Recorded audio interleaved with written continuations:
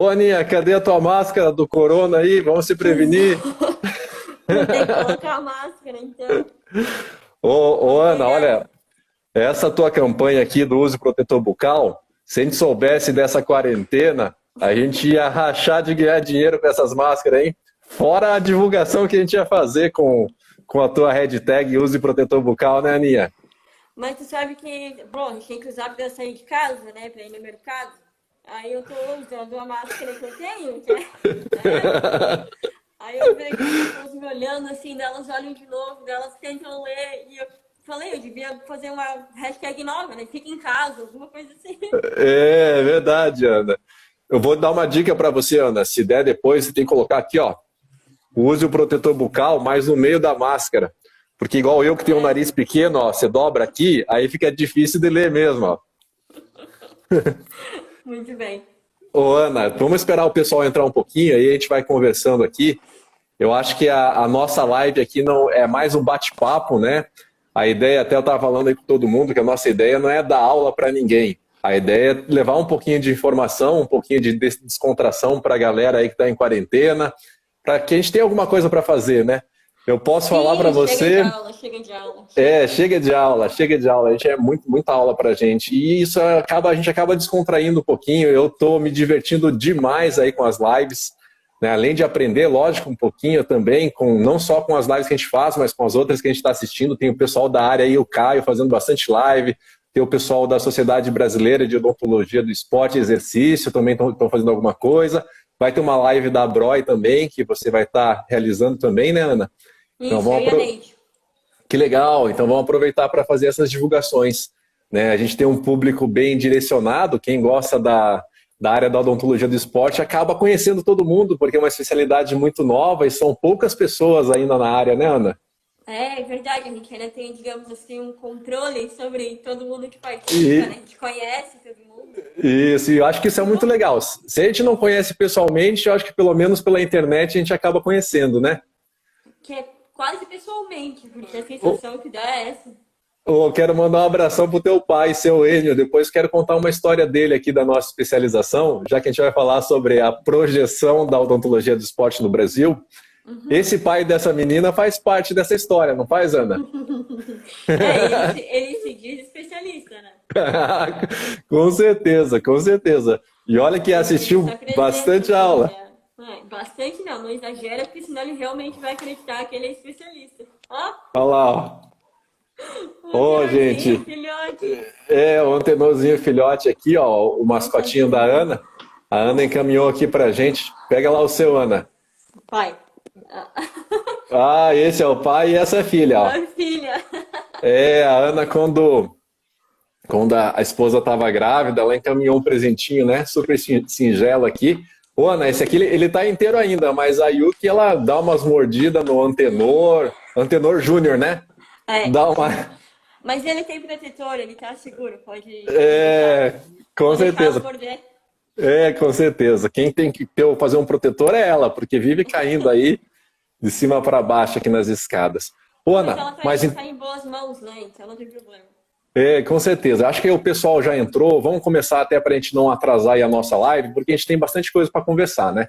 Quando eu conversei com a Ana, então, a ideia da nossa live era conversar um pouquinho sobre a projeção da odontologia do esporte aqui no nosso país, no Brasil. Mas eu acho que a gente pode até estender um pouquinho, Ana, para a gente conversar um pouquinho dessa projeção também para outros países também, né? Até porque a gente tem muito contato com o pessoal de fora. Cara, o que vem de gente, principalmente aqui da América Latina, o pessoal do México também procura bastante. A América Latina eu acho que se concentra em uma maior quantidade, até porque a gente está mais próximo também, né? A língua é meio parecida, então eles acabam procurando bastante a gente. Mas você também tem uma experiência com o pessoal da Europa, já fez alguma residência lá fora também, tem algum contato com outras universidades. Então, primeiro eu queria falar com você o seguinte: primeira pergunta que eu quero fazer para você é o que você pensa da nossa especialidade, tá? Isso é uma coisa assim que eu acho que a gente lutou tanto por ela, né, que eu acho que é bom a gente definir, deixar bem claro, até dentro da tua parte pessoal mesmo. O que você acredita da nossa especialidade? O que é a odontologia do esporte para você? Mas antes disso, se você quiser se apresentar um pouquinho para o nosso público aí, para o pessoal que está entrando também, né? Às vezes entra alguns atletas, algumas pessoas que talvez não nos conheçam. Eu também não me apresentei, né? Meu nome é Eli Namba, sou cirurgião dentista, especialista em odontologia do esporte e estou aqui para ajudar vocês no que for preciso. Então, Ana, antes, se você se apresente e depois a gente já começa a engrenar aí nessa questão para a gente começar a nossa live aí com chave de ouro. Perfeito. Boa noite, pessoal. É minha primeira live. Nunca Que tive legal. uma live. Meu nome é Clara, eu sou especialista em odontologia do esporte. Meu coordenador foi o professor Eli Namba. Não sei se vocês conhecem. Sou especialista em endodontia também. E fiz um mestrado e doutorado aqui em Santa Catarina, na Universidade Federal de Santa Catarina. Todos esses cursos, eu sempre trabalhei com odontologia do esporte. Então, a gente não tem ainda esse mestrado voltado a essa área especificamente, como é o caso, por exemplo, da Inglaterra. Isso a gente já sabe, que legal. Né? Uhum. Mas, ainda assim, a gente consegue, digamos assim, dentro de uma linha de pesquisa, trabalhar com atletas, que eu acho que é o que está acontecendo no Brasil inteiro ainda, né, por enquanto. Uhum.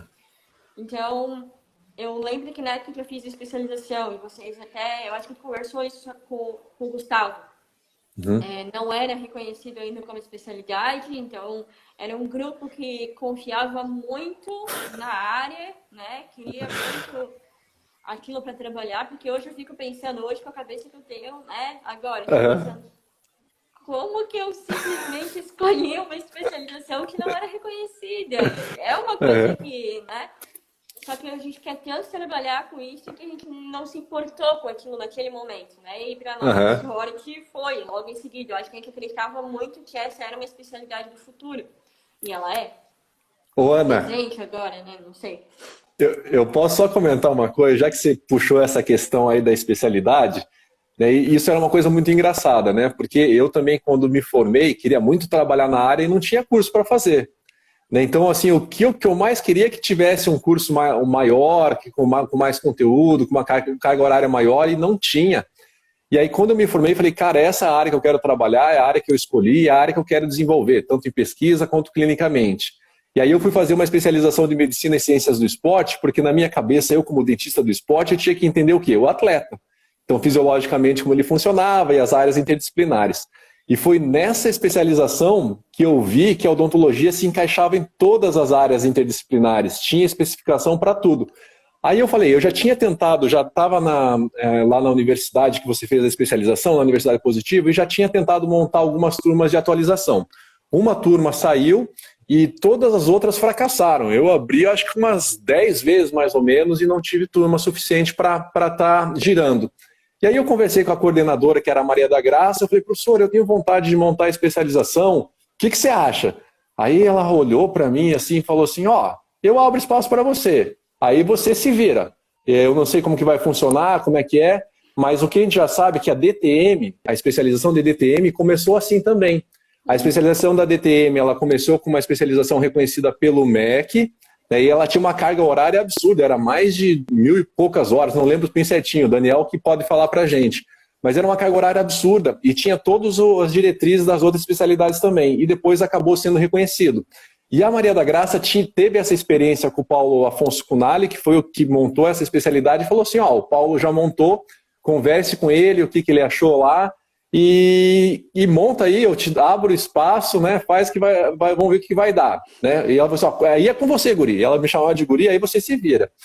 E aí, olha que engraçado, quando montei a primeira turma lá, lancei a especialização, reconhecimento do MEC, não tinha nada do conselho, aí já estava meio assim frustrado, né? Falei assim, vou abrir, mas acho que não vai ter gente para fazer a especialização, né? Se eu montei 10 atualizações e não teve gente, uma só que abriu, na primeira turma, Ana, teve 13 pessoas.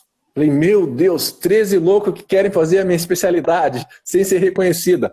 Mas por quê? Porque eu acho que era gente igual a gente, que queria aprender, aprendia sozinho e de repente viu a oportunidade de fazer alguma coisa um pouquinho mais extensa.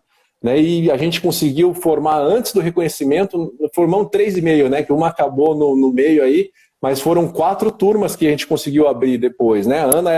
A Ana virou aluna depois, a Ana na graduação ficava me mandando mensagem, né, perguntando sobre a área, né? Assim como muitos alunos, deve acontecer com você isso direto agora também, né? E isso era uma coisa muito legal, a pessoas que têm o mesmo interesse que você. E a Ana entrou na segunda turma, virou professora, virou autora dos livros junto comigo. A gente fez um trabalho muito legal e a gente está aí, né, Ana? Então pronto, vou parar de falar, agora eu vou deixar com você. Não, perfeito. É legal de contar essa história, prof. Eu já ouvi essa história várias vezes, mas é que é interessante porque eu acho que muita gente se identifica com essa dificuldade em achar o conteúdo. E fica bem feliz quando encontra essa comunidade de pessoas que estudam a mesma coisa que nós, porque meio que se sente acolhido. Eu passei por isso e eu vejo isso todos os anos.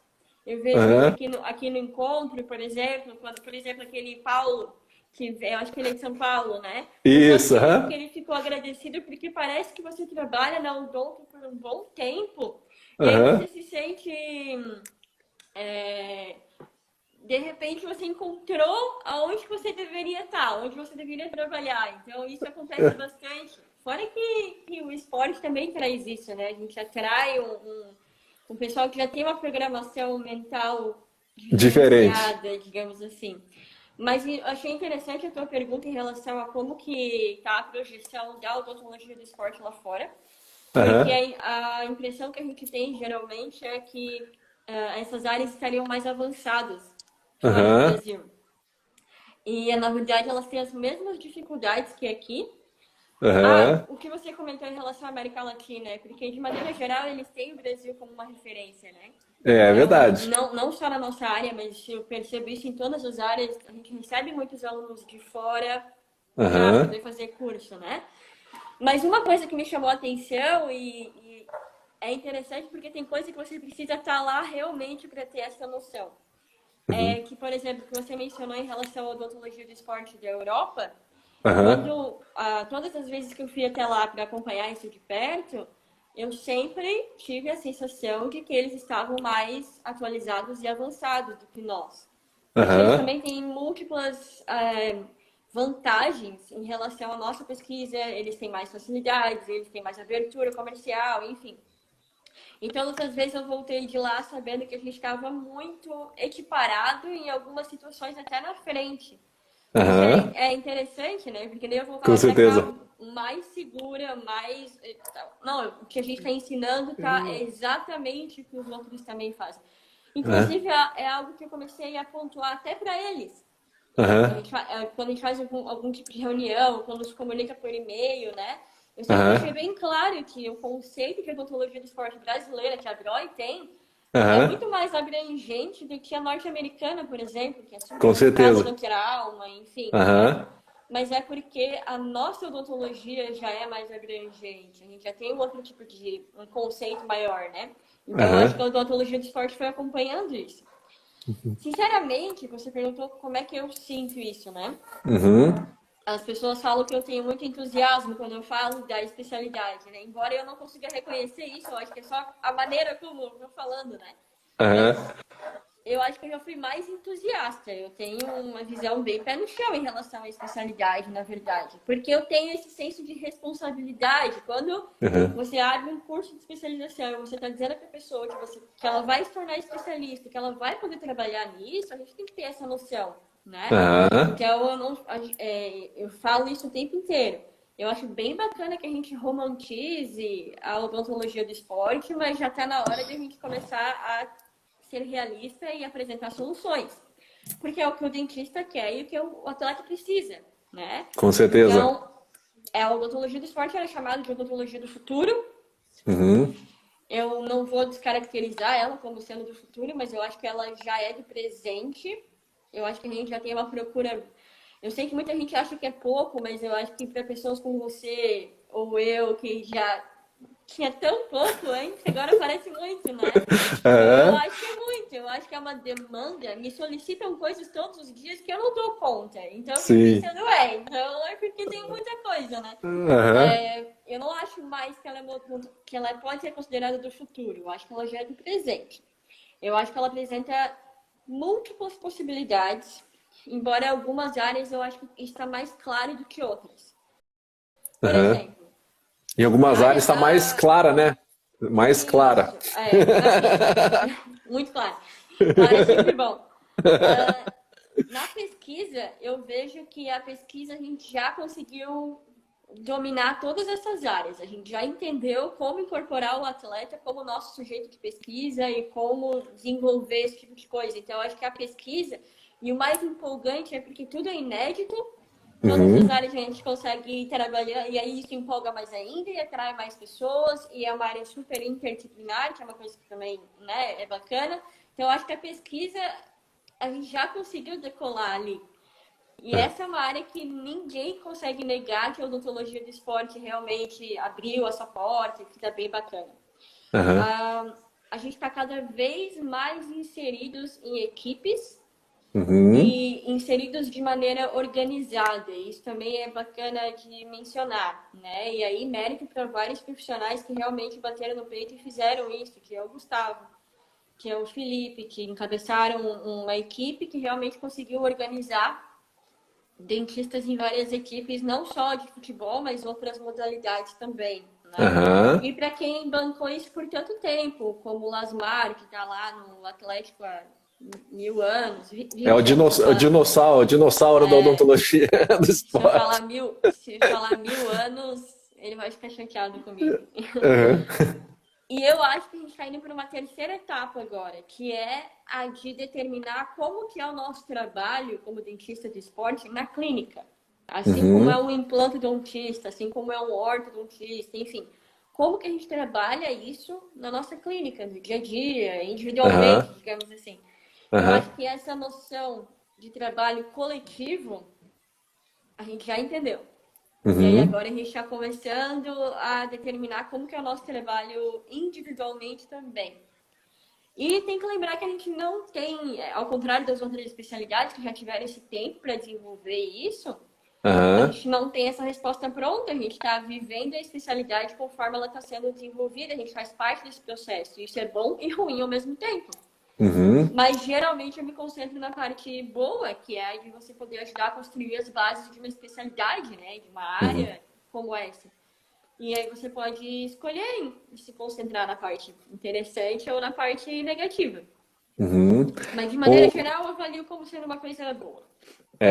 Eu vou colocar minha opinião aqui, minha opinião pessoal, tá?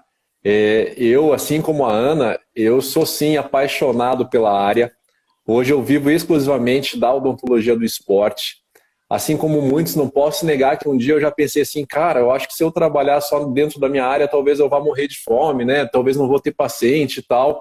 Já aconteceu isso comigo também, não posso negar. Talvez já tenha dito isso em algum momento, mas se eu disse isso aí para mim já é muito passado, né? Porque hoje eu vislumbro a área de uma outra forma. Antes era aquele romantismo, igual o torcedor de time, né? Ser apaixonado pelo time e às vezes você deixa passar muitas coisas, e tive que estudar muito e me engajar bem dentro da parte de gestão também, dentro da parte administrativa e comercial, para entender como colocar a odontologia do esporte como uma forma de produto de saúde também, para poder atrair mais pacientes e eu conseguir viver do que eu gosto, né? A gente tem que ter esse retorno dentro da parte financeira e hoje, nossa, eu estou muito feliz com tudo que eu consegui construir dentro da área. Então eu acho assim que a especialidade, o reconhecimento, foi uma vitória gigante, né? Eu acho que talvez se fosse um que acreditava muito, porque coloquei minha cara antes do próprio conselho estar se reconhecendo a área também como especialidade. E o que eu vejo, isso que você falou, Ana, essa tua preocupação foi a minha preocupação também. Quando a gente começou a discutir lá na BROI sobre essa questão, vamos lutar pela especialidade, tanto que a primeira gestão, o objetivo era obter esse reconhecimento da especialidade lá na ANEEL, né? Isso foi uma coisa assim que gerou vários transtornos, e um deles que me preocupava bastante era exatamente essa questão de a gente ter o reconhecimento e não ter pessoas capacitadas para tocar essa especialização de uma forma adequada. Por quê? Porque, como você comentou, a odontologia do esporte ela surgiu direto dentro de uma especialização. Ela não foi como as outras especialidades que surgiram dentro da graduação como uma disciplina eletiva, e aí depois as pessoas viram a necessidade de direcionar um caminho para que ela se tornasse uma especialidade. A odontologia do esporte caiu de paraquedas já dentro da odontologia como uma especialidade reconhecida. Então, acho que essa grande diferença, né? E aí a gente vê o teu trabalho de estar colocando isso na graduação como disciplina eletiva e faz muita diferença. E eu vi isso no teu encontro. Quando eu participei do teu encontro, é lógico que era um encontro bem específico. Quem foi lá é por causa que gostava da área. Mas alunos de graduação que já tinham um pré-conhecimento, um pré-requisito muito diferenciado em relação aos alunos de outras instituições que não têm esse contato. Né? Então é isso que eu queria estar colocando também dentro, colocando um pouquinho da minha opinião sobre o que você colocou, mas não é diferente da sua. Eu também acho que agora é o momento que a gente tem que ter mais responsabilidade com a especialidade, pelo fato de a gente não queimar uma coisa que nasceu tão bem fundamentada, né? Então, se quiser comentar alguma coisa aí também, Ana, fique à vontade. Eu acho interessante você ter falado sobre a ANEEL, porque eu sempre comento isso com os alunos da graduação. Eu falo que eles têm que ter muito orgulho da área que eles estão, porque para você poder reconhecer uma especialidade, tem que passar por vários critérios. Né? E a gente passou por esse processo local, regional, nacional, enfim. E eu até comento, porque vindo de uma família que é de engenharia e arquitetura, né? Eu falo, olha, eles não têm isso. Eles comentam isso comigo, que lá eles podem se autodeclarar especialistas em uma área porque eles trabalham com aquilo ali. E a gente não é bem assim, né? Então eu falei, olha, vocês têm que ter orgulho de saber que a nossa área é organizada a ponto de cobrar de uma área vários pré-requisitos antes de dar o título de especialista para essa área. Então você tem que comprovar que ela tem mercado, você tem que comprovar que tem ciência por trás dela, que ela está bem embasada, porque senão ela vai lá e diz que não é especialidade, pronto, acabou. Então, isso realmente foi bem bacana. A gente ter passado por esse processo fez a gente se organizar internamente também. E um pouco da tua preocupação em relação a termos profissionais capacitados para, né, dar conta disso, também nutriu aquilo ali, porque os profissionais, de repente, brotaram, né? A gente apareceu, falou, não, a gente consegue dar conta, a gente tem o suficiente. Não, não tem o suficiente. E para mim o crucial é que a gente precisa agora para fazer essa troca de chave, é justamente colocar isso na graduação. Ninguém gosta do que não conhece, isso não existe. E é realmente, de fato, uma injustiça que a gente tenha prótese dentística, orto, implante, enfim, na graduação, e a odontologia do esporte não tem nem essa chance. Então, mesmo que ela seja optativa nesse primeiro momento, mas ela é uma especialidade. E aí, se você está querendo formar um aluno que tenha noção das opções que ele tem no mercado de trabalho, não tem por que não ter essa opção na graduação. Isso é realmente incabível.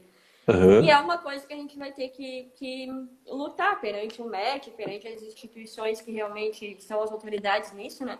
Mas a hora que a gente tiver isso, faz diferença.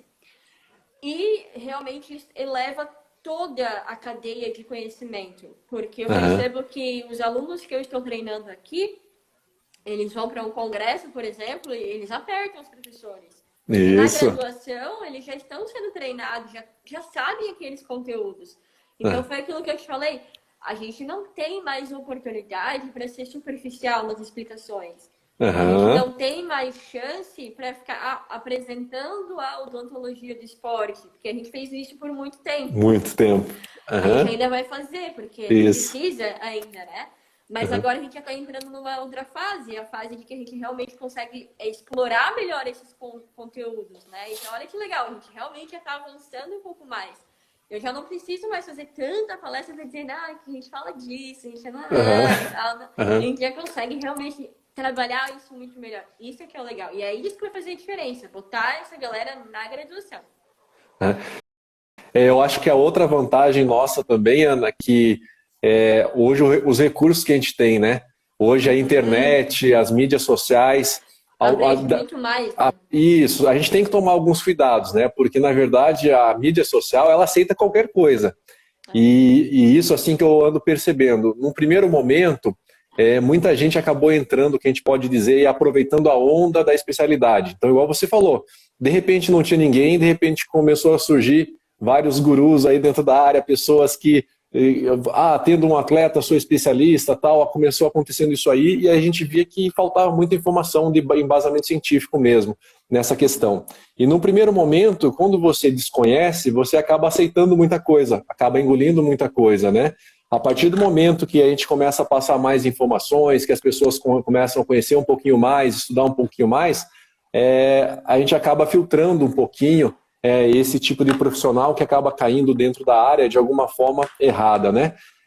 Por isso que a gente fala, a mídia tem dois lados. O lado bom que a gente consegue passar informação, mas a gente consegue passar qualquer coisa também, né? Então, acho que para a odontologia do esporte, o nosso público é um público mais jovem, dentro do que a gente conhece dos profissionais da odontologia. Se você pegar uma média lá das pessoas que mostram interesse dentro da nossa área, são pessoas muito novas que estão começando a graduação e vislumbram essa área como uma coisa, como uma novidade, até pessoas ali entre 45, 50, tem pessoas mais velhas, tem, lógico, mas a nossa faixa etária acaba se restringindo a essa área, né? Então, eu queria que você comentasse um pouquinho sobre isso também, e a gente vai puxando os assuntos aí, Ana. Uhum. A gente tem essa parcela, digamos assim, mais antiga, mais experiente, e geralmente são pessoas que já trabalham com esporte desde muito novas. Elas só talvez não davam esse nome para o que elas faziam, né? Por exemplo, um monte de bucomaxila que trabalha com trauma há trocentos anos, que trabalha no hospital com atleta, endodontista, ortodontista, enfim, né? Então agora eles descobriram que existe essa interface com uma nova especialidade. Mas eu também concordo que a grande maioria está vindo agora, isso que a gente chama de especialidade do futuro, né? Eu já chamo de especialidade do presente, porque a gente já está alimentando essas pessoas e elas já estão atuando, então é diferente, né? E para essas pessoas, justamente, eu estava até acho, conversando com o Rodrigo, da diretoria da Breuer agora, no encontro que eu tive lá em Ponta Grossa. Ele está aí, ó, na live. Ele está aqui? Tá. Eu falei com ele, justamente para essas pessoas agora que a gente tem que dar esse suporte. Então, eu tinha comentado com ele que através da Breuer a gente tinha que solicitar a inscrição de ligas acadêmicas. Eu recebo, olha, sem brincadeira, mas eu acho que todo dia, mensagem de algum graduando, porque eles acompanham o trabalho, sabem que estamos na graduação, então sabem que existe essa possibilidade. E aí eles falam, na minha escola não tem, aqui não dá, enfim. E aí eu sempre falo com eles, olha, porque na minha escola também não tinha graduação, né? E daí eu falei, olha, eu fiz assim, então eu explico para ele como é que foi o meu processo. Mas na época não tinha, né, professor? Não tinha muito pouco. Agora tem, então a gente vai ter, e a internet facilitando isso, a gente pode dar esse apoio para eles. Com certeza. Eu acho que, mesmo que remotamente, a gente tem como dar apoio para essas pessoas, para esses graduandos que estão em escolas que, neste momento, não tem um professor ou uma disciplina, né? Mas assim, a gente vai alimentando isso, porque é necessário e eles precisam ter conhecimento de qualidade. Com certeza. Então, porque como você falou, vai pela internet, você acha qualquer coisa. Mas a gente precisa ter esse apoio, tem que ser baseado em evidência científica, enfim. E eu até comentei com ele que a gente precisava do contato de professores lá dentro. Porque como as instituições muitas vezes podem ser burocráticas, elas podem realmente ser um pouco enfadonhas até, né? Não é toda instituição que facilita esse processo. A gente precisaria de um professor interessado, digamos assim, que nos desse esse suporte. Mas eu acredito que isso é possível. Isso eu venho percebendo bastante, Ana. Assim como você, recebo muito contato. Tem um pessoal da Liga Acadêmica de Juiz de Fora, que eles querem montar lá uma imersão não, quer montar uma optativa, algum projeto de extensão relacionado à área, mas a dificuldade deles é que eles não têm professor na instituição para estar tocando o projeto. Né? E eu coloquei assim, não, eu estou me disponibilizando aqui, está ajudando, mas eu não tenho vínculo com a instituição, então a gente acaba fazendo um trabalho externo. Né? Mas você veja assim, que às vezes, e aí quando a gente fala em instituição estadual ou federal, a gente sabe que a burocracia é um pouquinho maior, né? Você tem que mandar o projeto, aí tem toda aquela questão de aprovação, tem todos os trâmites para que isso aconteça, e às vezes é mais difícil a gente estar colocando alguém de fora para poder estar ajudando aí dessa forma. Mas essa questão da formação das ligas acadêmicas, isso aí é fantástico, porque você já começa a inserir com os alunos essa nova especialidade, esse primeiro contato, e é muito legal, porque eles vão atrás de professores, eles fazem videoconferências, eles programam aula para a galera assistir. Então isso eu acho que é muito bacana também, é uma maneira de a gente estar colocando e mostrando a nossa área também, né? Como você falou, é um degrau, né? Começa talvez pela graduação, mas o envolvimento dos alunos, a partir do momento que os alunos se mostram interessados, a abertura também já é maior, né, Ana?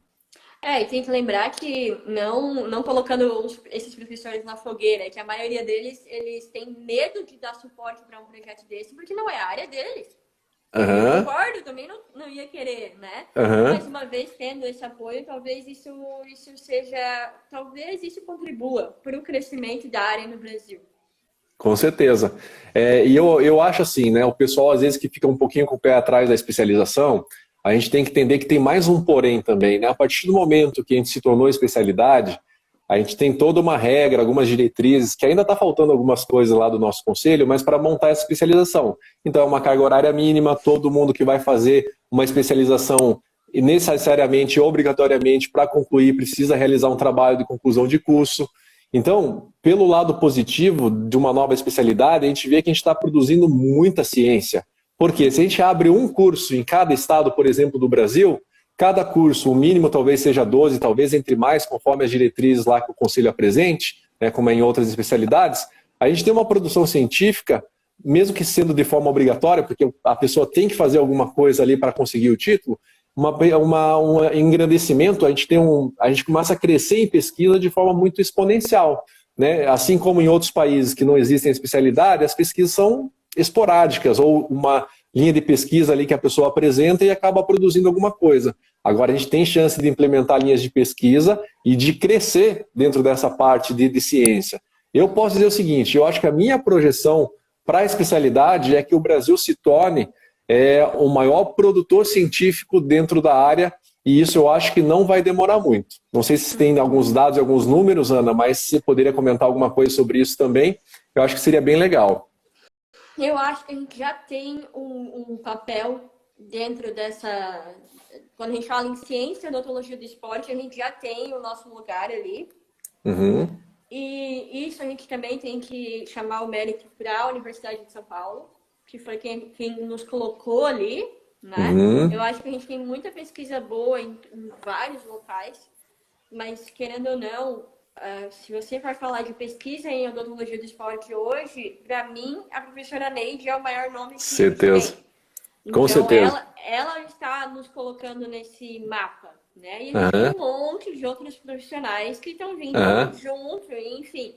Mas ela é uma referência, né? Uhum. Então, eu acho que a gente já está nesse mapa. Concordo com você que a gente tem muito caminho, muito potencial, e só de ver a quantidade de artigos que eu tô lendo e corrigindo, enfim, então Uhum. imagina os outros, né? Eu acho que isso vai Uhum. aumentar muito. Mas, ao mesmo tempo, conversando com as pessoas de fora, então Estados Unidos e Inglaterra, principalmente, Uhum. né? Uhum. Inglaterra mais porque a gente realmente tem uma qualidade científica, metodológica dos artigos que vem de lá que é inegável, né? Uhum. Eu acho que o Brasil vai se equiparar à Inglaterra.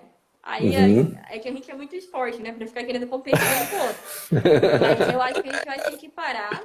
Eu acho que a gente vai começar a mostrar pelo menos o mesmo nível de qualidade, Uhum. né? E qualidade científica, digamos assim, desses dois países, sendo os países que as pessoas realmente vão se voltar, vão olhar para ter como referência na odontologia do esporte. E eu acho que isso vai acontecer porque a odontologia brasileira é a melhor que tem. Então, Uhum. não tem como fugir disso, né? Então, se a gente Uhum. tem uma odontologia que é a melhor do mundo, a ciência ela acompanha. Por mais que a gente tenha várias dificuldades, Uhum. mas ela vai acompanhar. Eu acho que sim, e eu digo mais, não só em termos científicos, mas eu acho que a odontologia do esporte brasileira caminha para ser, se não a mais importante, uma das. É um Uhum. país muito grande, com muita gente trabalhando bem focado nisso. A ciência vai nos colocar nesse patamar.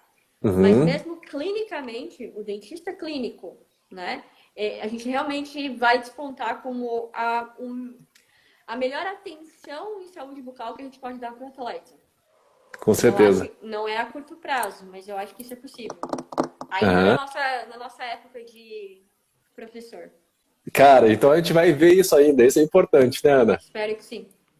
Ô, Ana, agora eu queria perguntar para você o seguinte, né? O Brasil, então, hoje a gente tem a especialidade reconhecida pelo nosso conselho. A especialidade, a odontologia do esporte, ela é reconhecida como especialidade em outros locais, em outros países? Você tem esse conhecimento? Você sabe de algum local? E se não é reconhecido como especialidade, como ela é trabalhada fora? Você pode comentar um pouquinho? Que nem a gente estava falando antes, que no Brasil a gente tem essa questão organizacional, né? Então a Uhum, gente dividiu a nossa área em especialidades, enfim. Coisa que a gente sabe que não é bem assim nos outros países. Então a gente sabe que não é bem assim nos Estados Unidos, do jeito como é aqui, né? E na Inglaterra também não, na Europa também não, tá? E até a gente tem duas alunas aqui na especialização do Paraguai, né? Então elas aham, até podem nos responder com mais propriedade em relação a como que é nesses países, né? Mas eles estão, de certa forma, mais atrasados do que nós. Então, aham, muito provavelmente, eles vão começar como a gente começou, fazendo o curso, aham, atuando para depois poder reconhecer, né? Mas essa pergunta que você fez foi uma das perguntas que eu fiz lá na Inglaterra no curso de mestrado. Eu uhum, perguntei então quer dizer que você faz a especialidade e depois faz um mestrado específico nessa área, né? Ele falou que não, que você fazia 2 anos, que são 3 anos de curso. Os aham, 2 primeiros, se você fizer um ou dois, você sai só especialista. Mas se você aham. quer concluir os 3 anos, aí você sai mestre naquela área. Ah, entendi. Mas eles não reconhecem a especialidade. Essa que é a Aham, questão. Então eles falam, aham, eles reconhecem um mestrado nessa área, mas não aham, uma especialidade. Aí eu falei, tá, interessante. Ele falou, a gente não tem como fazer esse controle. Então a pessoa aprende, ela trabalha com atleta ou não. Não existe aham, essa organização, né? E já em outros países, eu acho que o mais parecido com o que a gente teria aqui talvez fosse o Japão. aham. Que você deve conhecer melhor até, como a gente trabalha lá. Até porque pela cultura organizacional também, eles separam muito bem essa questão do esporte das outras áreas. Eles têm até uma universidade para medicina e odontologia do esporte bem focado, né? Então talvez fosse o mais semelhante com o que a gente apresenta aqui, tá? Uhum. Mas não quer dizer que com o conhecimento que a gente tem aqui como especialista, a gente não poderia atuar nesses países. Aham. A Ana colocou esse negócio aí do Japão, porque, para quem não sabe, eu sou meio vira-lata, né? O pai é japonês, a mãe é polonesa, então eu falo que eu sou japolaco, né, Ana? Nossa Senhora. É, é uma mistureba, né? Eu acho que isso é o grande diferencial do nosso país também, né? A gente tem uma mistura cultural muito grande e que acaba atraindo diferentes vertentes, culturas, e isso acaba agregando muito, inclusive, para a nossa educação, né? Tanto é que na parte do esporte, a gente que trabalha dentro da área, é difícil de a gente fazer um diagnóstico de biotipo do atleta brasileiro. Porque o atleta brasileiro ele se encaixa em qualquer biotipo, dependendo muitas vezes até da sua descendência, né? Então a gente tem uma mistura muito grande. Lá no Japão já é uma coisa mais restrita. Normalmente são pessoas mais baixas, enfim, aí acaba o esporte acaba afunilando o desenvolvimento muitas vezes, inclusive por causa desse biotipo, né? Então, como você falou, a gente é um país muito grande, a gente tem muita gente tem essa questão aí da qualidade de vida também, onde as pessoas hoje procuram por atividades físicas, por qualidade de vida, e não só pela questão de competição e se tornarem atletas de alto rendimento. Então, o nosso mercado de trabalho acaba sendo muito promissor, né? Porque a gente tem matéria humana, a gente tem pesquisa, a gente tem contato clínico, como você falou, e a gente tem muito campo para estar trabalhando. Se você pegar por essa questão cultural, o que a gente tem de modalidade no Brasil é impressionante. A gente tem modalidades que fazem parte, talvez, da cultura mundial do esporte dentro do nosso país, né, Ana? É verdade. E é interessante você pontuar isso, porque eu também sempre deixo claro nos primeiros contatos que a gente tem. Primeiro, que dentista do esporte não é torcedor, né? E Perfeito. eu falei isso várias vezes pro Alan, que tá aqui, inclusive. Eu falo isso, mas dentista do esporte não é torcedor, então a gente já elimina isso, né? É. O que deixa algumas pessoas tristes, outras pessoas, mas a gente entende que é outro tipo de foco, né? Uhum. E também que a gente não precisa trabalhar com todas as modalidades. Então, não Sim. precisa entrar nesse desespero, né? A gente não precisa trabalhar com os Você pode escolher um nicho específico para trabalhar. Então, no início, por exemplo, de novo, trazendo o Paulo, eu quero trabalhar só com surf. Surf. Uhum. Óbvio, você vai trabalhar com aquilo que você conhece, né? Aham. Ótimo. Eu escolhi trabalhar com esportes coletivos e de contato. Aham. Porque é o que eu conheço, porque é o que, né, está mais próximo de mim. E aí é interessante você falar sobre a quantidade de modalidades que um país do nosso tamanho, com a variação climática que a gente tem, pode Aham. oferecer, né? Uhum. Então, eu decidi trabalhar com um esporte que ainda não é nem conhecido no Brasil, rugby. Aham. Ele é mundial, ele movimenta um monte de atleta e ainda assim tem potencial de crescimento enorme no Brasil. E que utiliza a odontologia do esporte aqui e fora 100% do tempo. Então, olha só que interessante, você já tem uma modalidade que nem não é tão conhecida assim. Mas o dentista do esporte, ele tem que reconhecer esse cenário esportivo, esse contexto esportivo, e ele tem que saber que isso vai oscilar, que isso vai mudar. Então, lembra quando a gente começou a falar mais de protetores bucais no Brasil? Qual era a modalidade? Era MMA. O MMA não desapareceu, mas ele caiu. Logo depois veio a corrida. Os grupos de corrida, enfim. E aí começou a nossa preocupação. Gatorade, o que eles estão comendo durante a corrida, enfim. E daí eu falo, qual que é o esporte de agora? O que todo mundo pratica agora? Hoje é o CrossFit, né, Ana? É o CrossFit, que é inclusive o maior índice de retenção no esporte que a gente tem nas últimas décadas, porque a gente acabou de falar, o MMA foi e voltou. A corrida foi e voltou. Tem que corre ainda, é óbvio, mas não é a mesma coisa. Vários desses corredores migraram para o CrossFit. E lá eles permanecem, até por fatores sociais, porque eles criam ali uma família, enfim, né? O cara até falou comunidade, porque é uma comunidade. E aí a gente tem que saber que nós, como profissionais da saúde, que trabalhamos com esporte, a gente também vai migrar. A gente também vai ter preocupações diferentes. Então, quando eu comecei a estudar odontologia do esporte, primeiro que não tinha nem CrossFit, né? Então, quando eu ia estudar as dificuldades que esse atleta ia ter, não tinha dificuldade nenhuma, eles não existiam. Agora a gente já está preocupado com o apertamento, quando eles caem, quando eles se machucam, o movimento errado, o que eles tomam, e água com limão, e não sei o quê. Ou seja, a especialidade não é estática, porque o esporte faz isso, né? O esporte vai migrando e vai evoluindo, e a gente vai junto com eles. Isso que é o legal, porque daí a gente vai indo para um esporte novo e descobrindo todos os riscos que ele traz para aquele atleta. Então, isso é realmente bacana, porque a gente nunca para de aprender isso também. Ô, Ana, você sabe que você comentou do CrossFit, aí eu vou te contar como que aconteceu comigo a entrada do CrossFit dentro da minha área. Começou a aparecer no consultório lá um monte de paciente com algumas fraturas dentárias, inclusive, de profissionais de dentistas, de outros dentistas que eu conhecia que acabam mandando imagem, conversando e tal, e principalmente com cefaleias em temporal, assim. Foi os dois sintomas que mais apareceram no meu consultório direcionado ao CrossFit. E aí eu falo para todos os alunos, né? Não sei se a Ana caiu lá, se ela está voltando. Está escutando, Ana? Tô. Ah, voltou, tá. É que começou a girar aqui o negocinho, achei que você tinha caído. E aí, quando chegou lá o atleta, eu sempre falo para os alunos, cara, se você vai entender uma modalidade, você tem que conhecer a modalidade a fundo, saber a regra, procurar lá como é que funciona, saber os movimentos. E aí eu não conhecia nada do CrossFit, né? Para mim era um funcional um pouquinho diferente. A minha ideia do CrossFit era mais ou menos essa. E aí eu falei assim, cara, eu vou fazer uma aula de CrossFit. Fui fazer aula de CrossFit, quase morri, Ana.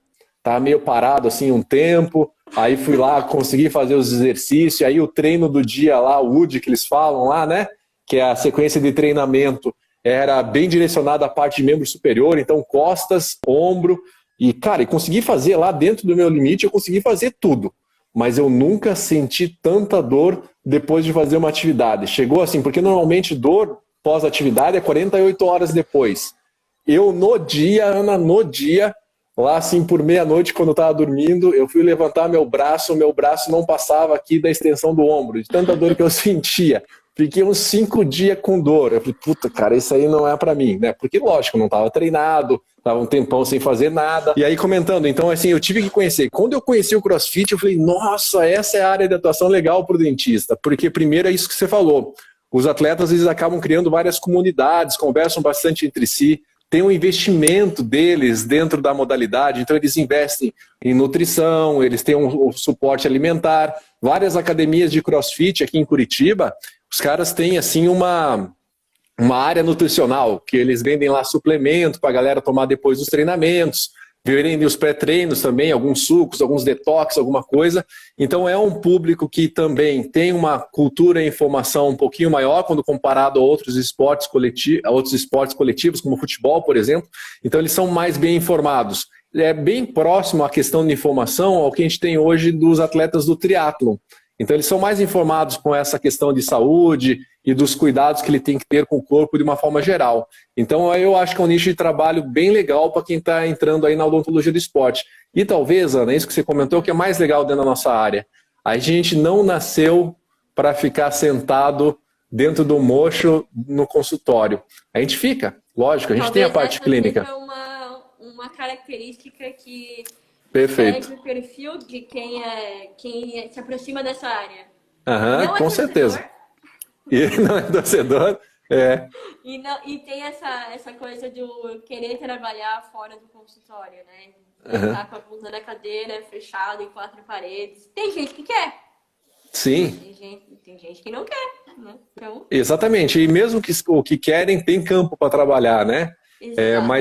Mas a gente sabe assim que isso é uma característica mesmo. As pessoas que trabalham com a área esportiva, elas têm uma tendência ao gostar de alguma coisa, ou foram torcedores, ou praticam atividade física, tem que ter algum contato, tem que ter algum relacionamento, né? Senão acaba não caindo lá para nossa cadeira dentro da odontologia, senão não faz muito sentido, né? Mas sabe que eu falo isso não é torcedor porque o nosso foco é outro, né? Mas também para não inibir essa pessoa que nunca, por exemplo, foi atleta, sim.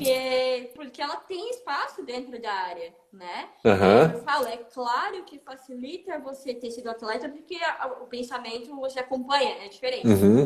É claro que facilita você gostar de esporte. E aí é que mora a diferença. Eu acho que você não é obrigado a ter sido atleta, mas obrigado a gostar do esporte. O mínimo. Você vai ter que acompanhar, né? Você vai ter que acompanhar o esporte, o cenário que vem junto com ele, o atleta, como que ele pensa, e eles conseguem ser bem teimosos, inclusive, em algumas orientações que a gente dá, né? Mas você tem que entender o que vem por trás disso.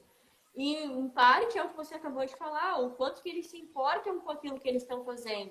Quando eu comecei a trabalhar com o rugby, me chamou a atenção que eles tinham o símbolo do time tatuado. A grande maioria. Então, eles gostam daquilo, um esporte que não é futebol no Brasil, é rugby.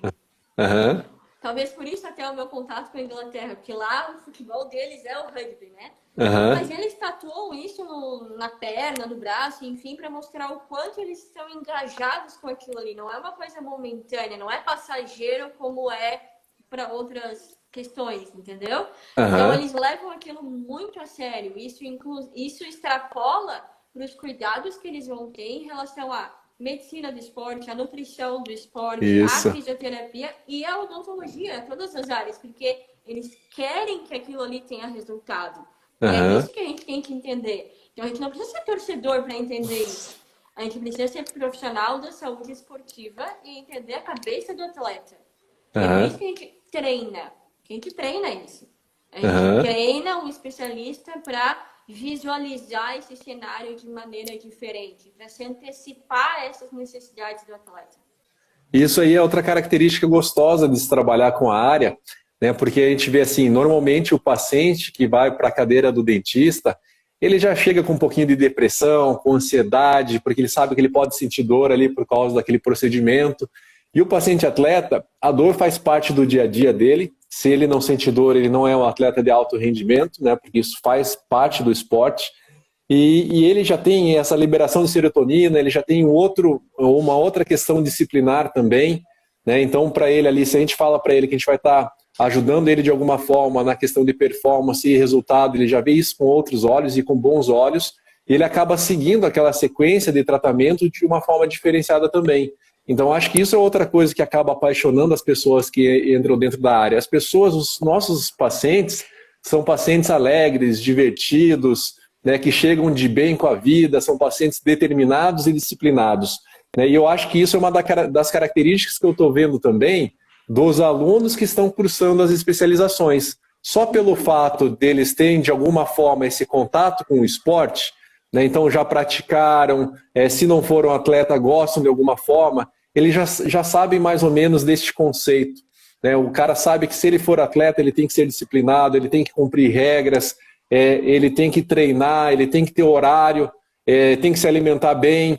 Então, o que eu percebo, Ana, talvez eu possa estar percebendo isso também pelo fato de ser uma coisa muito nova, e as pessoas que encontram a nossa especialidade são que têm muita vontade de aprimorar o seu conhecimento. A gente tem que levar em consideração isso também, e tem poucos lugares para se estar fazendo isso de uma forma adequada, né? Mas num contexto geral, dentro das turmas que a gente formou, que você acompanhou como aluna e como professora, era uma turma muito diferenciada. Eu dou aula, assim como você, para várias outras pós-graduações de diferentes especialidades odontológicas. E eu nunca vi um engajamento tão grande quanto os nossos alunos da especialização da odontologia do esporte. Mas aí você tem um viés, né? Então não tem como determinar isso. Embora eu acredite que sim, porque também é a experiência que eu tenho. Na verdade, o que eu digo é que a clínica de odontologia do esporte ela é uma clínica alegre. Geralmente é. Uhum. Você consegue contar nos dedos situações que realmente... Talvez as nossas consultas de trauma sejam as mais difíceis. E ainda assim, porque, né, muitas vezes aquele atleta ele entende o que está acontecendo com ele, ele sabe o quanto que aquilo ali vai tirar ele de campo, né, porque eles já estão melhor orientados também, mas no geral é uma clínica alegre, e no geral atrai pessoas com essa... É que o esporte faz isso com você também, né? Então, com certeza. Se você for uma pessoa ativa, você também já tem outro tipo de abordagem em relação à própria vida. Então, mas eu não gosto, no caso, de comparar, porque eu acho que a gente tem um viés que não tem como controlar, né? É óbvio que a gente vai achar que a nossa clínica é melhor. Eu tenho uma colega que está aqui, por sinal, que é a Fernanda Angeloni, uma professora. Que onde ela tá é a clínica alegre, cara. E ela é na prótese, quer dizer, eu acho que vai muito mesmo da personalidade. Claro que os atletas, eles são ativos, enfim, né? Lá na Avantes, às vezes eu tenho que mandar eles ficar quieto. Tem que falar, gente, seguem, isso aqui é uma clínica, né? Às vezes a gente tá compartilhando clínica com outras matérias, né? Então, sei lá, vai misturar o odontoesporte com o odontogeriatria, tá atrapalhando eles. Ou ainda, que daí o paciente fica com dor, enfim. Então ele fala, deu, acabou, chega de... Eles levam bola, eles ficam brincando entre boxes, não dá, né? Mas eu acho que isso é um fator de encantamento para quem começa a trabalhar nisso, porque percebe que na maioria das vezes são consultas alegres, né? Com certeza. Por exemplo, da consulta da DTM, principalmente, né? Que lida com dor o tempo inteiro, enfim. Crônica ainda, né? A gente consegue equilibrar bem isso. Fora aquele pessoal que trabalha em equipe, por exemplo. Em equipe que eu digo em clubes, né? Então, essa era uma das coisas que eu mais gostava quando eu fazia estágio lá no Avaí, no futebol clube, era o fato de que, pô, você vive trancado o dia inteiro e, de repente, eu tava num campo de futebol, no sol, tomando sol, mas tava fazendo meu trabalho, quer dizer, sensacional, certo? Então, isso também já ajuda muito, né? Ô, Ana, você só tá falando do Avaí aí porque você é traumatizada com os estágios que você fez aqui em Curitiba, né? Tem uma foto... Só frio, só chuva, olha, sério. Ó, eu tenho uma foto da Ana, que eu acho que inclusive tá no meu Instagram, que ela foi fazer um estágio. Eu acho assim, cara, todos os jogos do Curitiba, a gente ia fazer os prontos atendimentos lá. Ficava atrás do gol ali, esperando, se acontecesse alguma coisa, a gente fazia os atendimentos. Eu acho que eu nunca fui fazer um estágio com chuva. Mas a Ana foi num estágio, cara, que tava caindo o mundo. Aí eu lembro dessa foto que tava você, a Ivana e o Guilherme. Os três com uma capa de chuva amarela. Só dava vocês atrás do gol lá. Atrás do gol. E cara, assim, aquela chuva torrencial lá, todo mundo molhado. Gente, ó, a gente tem mais um tempinho, Ana. A gente tem mais ou menos 5 minutos. Então, eu primeiro quero pedir desculpa às pessoas que mandaram perguntas, porque a gente estava tão envolvido no papo aqui, Ana, que foi passando as coisas e a gente acabou deixando para trás e passar as perguntas. Então, essas perguntas, o pessoal reencaminha de novo depois lá no meu Instagram da Ana, que a gente faz questão de responder para vocês. Então, peço desculpas aí por não ter respondido, tá? Até pelo envolvimento. Mesmo. Eu falo demais. Não, eu falo demais, mas a Ana também fala demais. Então aí não dá, né? Duas pessoas que falam demais, sabe como é que é. Ô, Ana, toda live que eu faço, a gente montou um quadrinho aqui para brincar com a galera, para deixar um pouquinho mais descontraído, que é o talento por trás da broca. Né? Então teve gente que cantou, teve gente que passou receita de ceviche, teve gente aí que passou outra receita, enfim, teve gente que tentou, tocou uma percussão, tem várias coisas. Tá? Por quê? Porque a gente quer conhecer um pouquinho do que a Ana Clara Padilha, todo mundo acha estranho, né? Porque todo mundo chama a Ana de Clara. Só eu acho, talvez, e a família dela, que eu chamo ela de Ana. Eu chamo Ana ou Aninha. Então, se vocês estão achando estranho, eu estou falando com a mesma pessoa que vocês, tá? Mas para mim é Ana, porque conheci ela assim na especialização e ficou, e não tem jeito, não consigo falar de forma diferente. Mas, Ana, eu queria saber de você, então, só para a gente tirar um pouquinho esse papo aí da odontologia, saber de você. É legal. É muito legal, eu também acho. Eu ficar conversando aqui, várias vezes. Podemos fazer outra live, certeza, só para responder as perguntas de vocês, se a Ana quiser. Mas, Ana, vamos fazer essa live mesmo. Se der certo, vamos fazer perguntas e respostas sobre a odontologia do esporte. Eu acho sensacional essa ideia. Então, beleza. Talento por trás da broca. Vamos lá, 5 minutos, né? Na verdade, acho que é menos. Tá bom. Eu não tenho nenhum talento. Eu não sei se dá pra chamar de talento. Eu acho que talento é muito prepotente, né? Vamos chamar de um interesse por trás hobby. da broca. Talento pressupõe um talento. Alguma coisa assim. E não é o caso. Mas a Fernanda, biscoito de Natal. Cara, isso é verdade. Isso é real. Isso é um talento, mas isso é um talento da minha mãe. Eu só... Diferente, né? Minha mãe, que é a parte alemã da família, e ela realmente faz biscoito.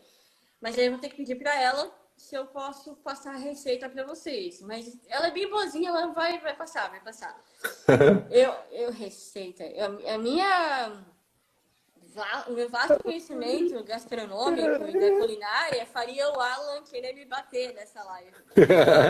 Mas eu vou passar uma receita que eu acabei de fazer antes de vir pra live, tá? Porque eu lembro dela de cabeça e ela é muito fácil. E me disseram que ela é meio fitness. Tá. Presta atenção. Eu e o antenor vamos prestar atenção. Isso, o antenor vou estar aqui. Um ovo. Uma colher de água. Uma colher de aveia. Uma colher de polvilho. Sal. Mistura tudo. Põe na frigideira. Põe um queijo, tomate, orégano e pronto. Tá bom, Alan? Ficou bom? Ficou show? Essa é a minha receita de lanche de 5 minutos. Show de bola. Ô, Ana, então antes que caia aqui, tá 28 segundos restantes. Muito obrigado aí pela presença. Vamos marcar outra live. Dê tchau pra galera aí pra não cair na cara de todo mundo. Valeu, gente. Obrigadão por tudo. A gente responde as perguntas aí depois. E a outra live a gente marca depois também, Ana. Fica com Deus. Obrigado. Tchau.